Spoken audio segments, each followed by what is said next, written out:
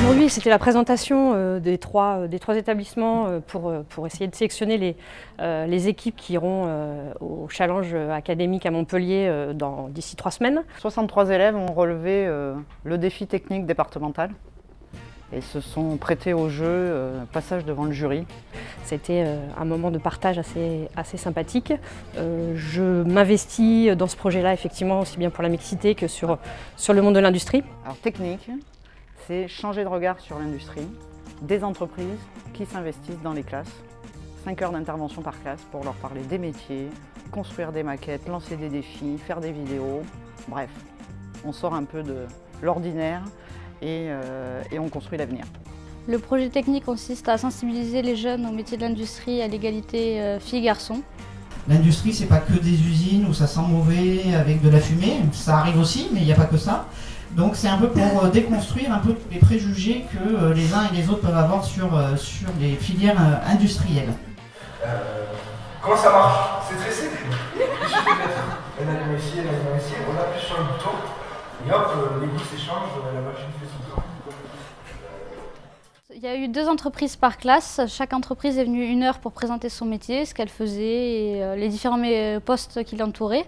Donc la personne est venue témoigner et échanger avec les élèves sur son travail.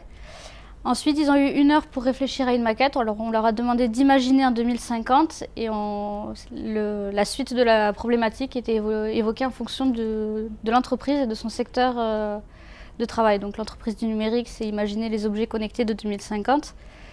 Pour les entreprises de l'agroalimentaire, c'est imaginer ce qu'on va manger en 2050.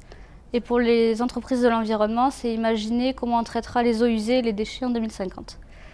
Donc les élèves ont eu 1 heure pour réfléchir à une idée.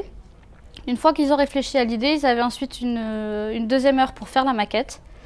Et la dernière des 5 heures a été utilisée pour faire un film qu'ils ont présenté aujourd'hui. Et ce film a été noté et évalué par un jury, afin de les faire participer ensuite au défi académique et si possible au défi national. L'eau usée sera acheminée par le tuyau jusqu'au moulin à eau qui produira de l'électricité. Il nous a été présenté ce défi par l'équipe de Fassaude au mois de janvier à peu près 2017. C'était un matin où il faisait froid, gris, et j'ai vu arriver une équipe pleine de dynamisme, enthousiastes, qui sont venus nous présenter donc ces interventions auprès de nos élèves. On a aussi été surprise parce qu'on entend souvent dire que c'est les femmes qui sont secrétaires, qui rédigent, et les hommes qui sont plus manuels et qui travaillent la conception. Je me suis rendu compte que sur tous les groupes qu'on avait eus, c'était les garçons qui écrivaient et les filles qui créaient la maquette. Et j'espère que ce sera très très porteur pour l'avenir et que ça va changer certaines idées reçues.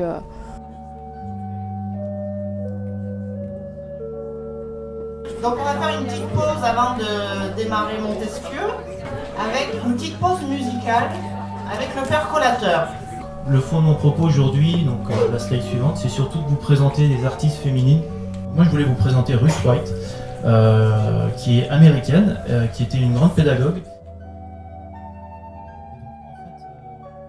Il sert à remplir le frigo sans avoir à faire les courses. Il s'adresse aux personnes pour éviter de se déplacer.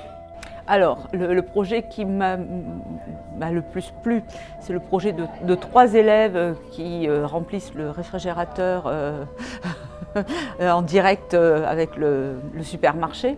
Alors, non pas pour le projet en lui-même, mais parce qu'il est composé d'une équipe d'élèves qui ont été, comment dirais-je, fréquemment en rupture avec à la fois la règle et les apprentissages tout au long de l'année.